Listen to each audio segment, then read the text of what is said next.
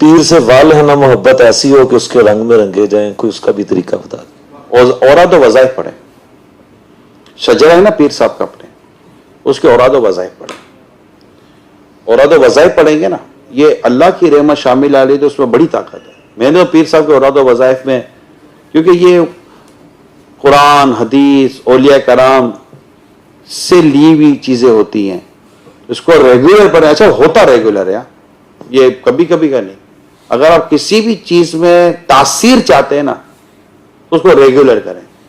دوائی ایک بار کھائی پھر نہ کھائی، سال بھر کھائیں کوئی فرق نہیں پڑے گا۔ دوائی کھائیں، روز کھائیں، جیسے ملٹی وٹامن لوگ کھاتے ہیں، کوئی بیماری کے لیے نہیں ہے، طاقت کے لیے، ایک انرجی گین کرتا ہے بندہ۔